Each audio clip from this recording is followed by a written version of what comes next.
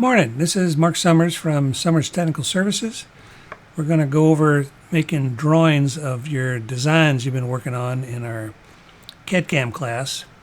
So I'll show the -19, -25, and -27, or I guess 29 drawings. I'm not going to do the whole drawing. I'm just going to give you some pointers on how to get started and some of the things I'm looking for. So anyway, let's get started.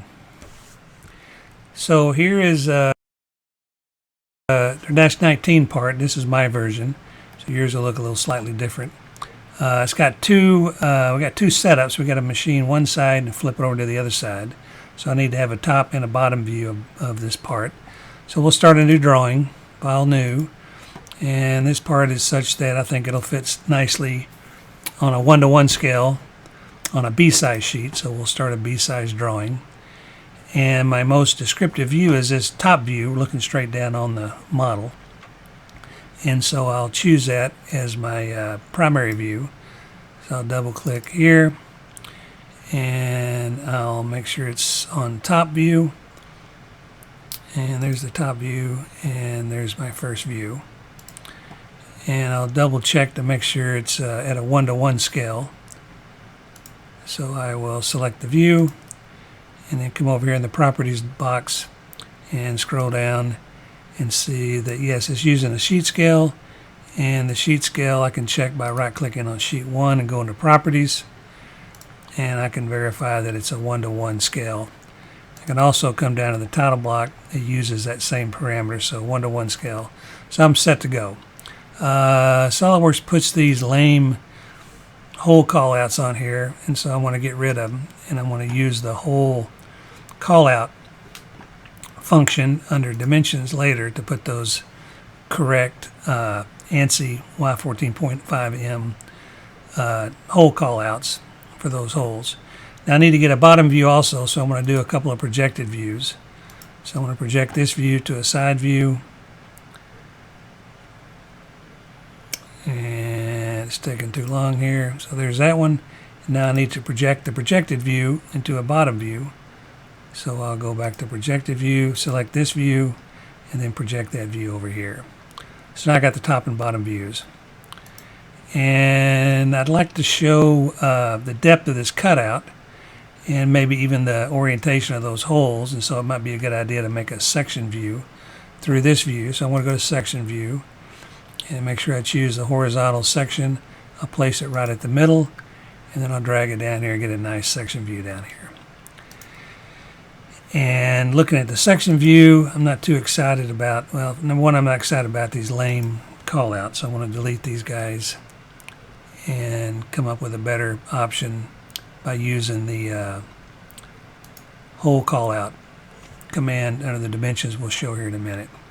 So get rid of those guys, drag this annotation down here out of the way. Another thing I don't like of this cross section, it tries to make, it does make the cross-section hatch match the material, but I'd rather just have a simple looking hatch. So if I can double click on the hatch, I can come over to the properties windows and turn off material crosshatch, and I can choose something I like better, which this ANSI 31 seems like a good option for me, and that gives me a nice, didn't do it. Should give me a nice 45-degree angled crosshatch.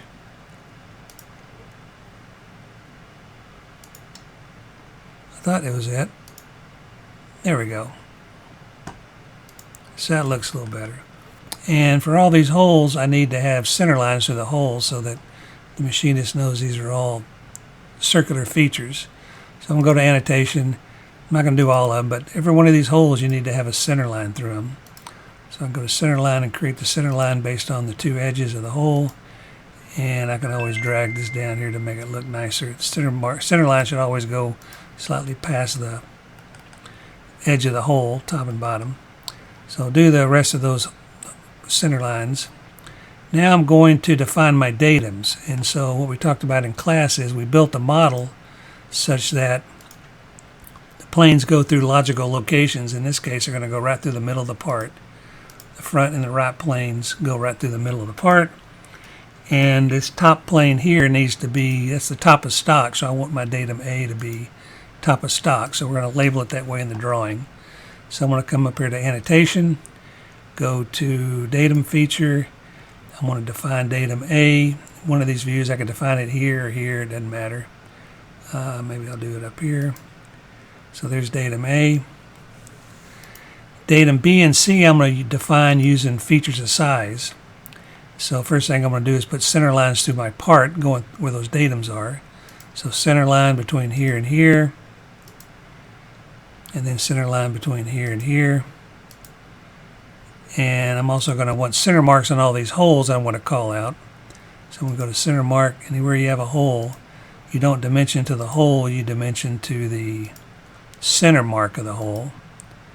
And then those two need a center mark, and those two need a center mark. Alright, so I think I got all those. You'll do the same thing in these other views. So now I'm going to define these features of size dimensions that are going to define my datums. So I want to dimension here. And these are going to be reference dimensions because they're already defined in the raw material drawing that you already created. And so there's the two overall dimensions. Since these are already predefined on the part that's coming in, on the raw material part, I want to make these reference dimensions. So I'm going to select both of them, select one, control click the second one, and go over here and make them two-place dimensions like they are on the raw material drawing, and then put a parentheses around them. So there we go. Now I'm going to tie my datums to those two features of sizes. So I want to come up here and say datum feature. I want to select that dimension and define that datum as datum B based on that dimension. And then the same thing here for datum C. I want to define that like that. So when I do that, I'm defining the datums based on the features, the features of size, these dimensions here. And so that this datum B is going to be the center line here. It's a theoretical plane between this surface and this surface. Datum C is a midplane here. That's a theoretical midplane between this surface and this surface. So now I've got my datums defined. Now I can start adding some dimensions. I always want to dimension features from the datums, and so I'm also going to use ordinate dimensions as opposed to regular dimensions. So I'm going to do ordinate dimensions. You're going to define the origin, place the origin, and then just start selecting features that you want to add ordinate dimensions to. And it puts them in there for you automatically.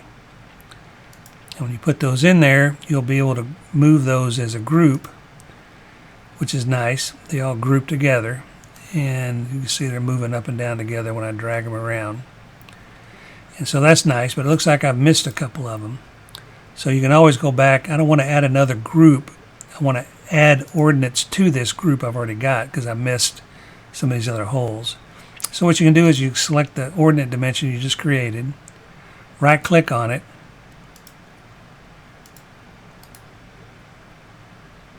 and if I do it correctly, right click on the ordinate dimension. Well, right click. It's not behaving very nicely, is it? Maybe I need to right click on the leader. Right click. Right click.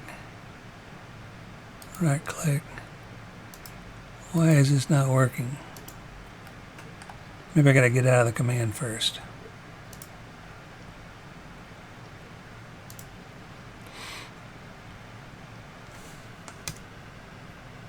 Alright, let's try it one more time. Select the dimension, select the ordinate, right click, add to ordinate, and now I can select some of these other features. And it adds them to the group, and that way they all group together and they move together. So you'll do that for all the dimensions, and I think you'll find that ordinate dimensions are the way to go since we got limited room on our drawing here. So now let's put the hole call out on here. And I've already defined the hole, for example, this counterbore hole. I can just extract the data from the part model. The part model already knows what size hole that is and what all those dimensions are. So I'm not going to retype that in. I'm just going to ask for it. So the way I do that is to go to Model Items. And I've got lots of things here I can show. What I want to show is the hole call out. So I'm going to turn that on. I want to do a selected feature, and I want to import the items only into one view, not all the views. So I'm going to turn that off. It's asking for what destination view for the call out. It's going to be this one. And now it's asking for the feature, and so I want to select here. And there's the hole call out for that hole, and that is coming right from the model. So if I go in and change that hole in the model, that note will update automatically, which is the definition of parametric modeling, parametric drawing. So now what I need to do is think about my geometric dimensioning and tolerancing. I want these holes to be located using GD&T techniques we've learned in class. So I need three things to make that happen. I need datums, and I need basic dimensions, and I need a feature control frame. So I've already got the datums. So now, so I need to make basic dimensions. So the dimensions that go to those holes, I'm going to select them, and I'm going to change the option from none to basic, and that puts that box around it, and that indicates that that dimension is perfect. No tolerance, just like there's no tolerance on this datum I defined. And I'm going to locate the feature control frame. It's going to use the basic dimensions and the datums to locate that perfect target to drill that hole, and then the feature control frame will have the tolerance zone for that perfect position, so I'll know whether or not I drew them correctly. So to add the geometric, the GD&T feature control frame, I click off of this thing here, hit escape. All right, here we go. I'm going to go up here to geometric tolerance, and I get a option to place it. I can place it with a leader line. I can place it as a free note, but I want it to be tied to this call out here. So I want to select this whole call out, and now that note is tied to that call out, that whole call out, which will allow me to, it'll move together when I try to move it. So if I say OK, and maybe I got to double click on it to add some stuff here. If I double click on it, what does it do? I get these little buttons here, and so I got to figure out which one lets me add the characteristic. Maybe it's this one. Here we go. So I need to select my characteristic. If I can find it. I don't know why this thing looks so weird.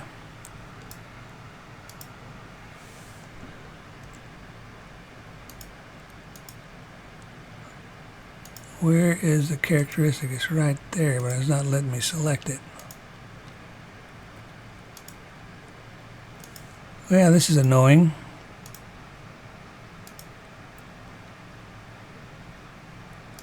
Try adding a datum. There's datum A. I'll add a new one. There's datum B. Add a new one. Because these are all referenced off those three datums in this order. A is my primary datum.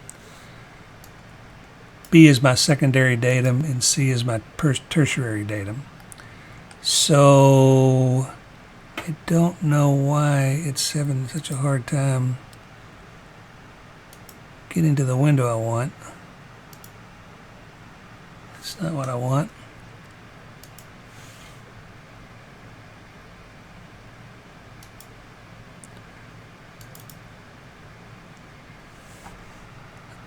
Here we go. So here's my positional characteristic. That'll go there.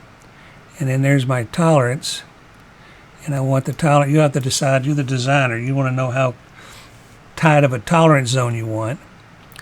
I want to make it 5,000, so you make it whatever you think you need to do to make these holes line up with the other parts. I need to add a diameter symbol in front of that because the tolerance zone is circular. And so other than this extraneous stuff on the end over here I need to get rid of. That looks pretty good. There we go. So yours will look something like that. And you can see they move together. So you can do the same kind of hole call out for the other holes. And you can do the same feature control frame call out, and all the dimensions that locate those holes are going to be basic dimensions to be able to meet the requirements of our GD&T specifications. All right, so other obvious things, you got to put your material and finish on here, and this is going to be just referencing that layout drawing that makes the blanks for you. You're going to fill out the title block like usual, fill out your revision block up here, and maybe one more thing I will show you. We need to show the depth of this cutout, and I've got the view down here to do that, but it's kind of small and hard to see, so maybe I need to make a detail view. So that's easy enough. I'll just come up here to view layout, detail view, and I'll answer the questions. It asks me to select the center point for the view, and then it asks me to click to make a circle. And then it asked me to place the view, and maybe down here in the corner is a good place to put it. And so there it is, and I can monkey around with this detail view circle here. I can drag it so that the B is up here so I can read it better, and then I can change the size of the circle if I want to, and that will change. You can watch the view in the bottom right corner of the screen there, how it gets changes as I drag this circle around. If I can select it, come on, there we go, and I can drag this circle up and down, and you have to take my word for it, it'll change the window that the view is in. So there it goes, bigger and smaller. So you make it as big and small as you want, and then in this view I could call out that dimension. It'd be a lot easier to see. I could dimension the depth of that step for that cutout in that view. Okay, so maybe that's enough for now. So that wasn't a complete creation of the drawing, but I think it gives some points that I'm looking for. If you have any questions, you can ask them in class, or you can stop by during office hours. Otherwise, we'll see you next week in class.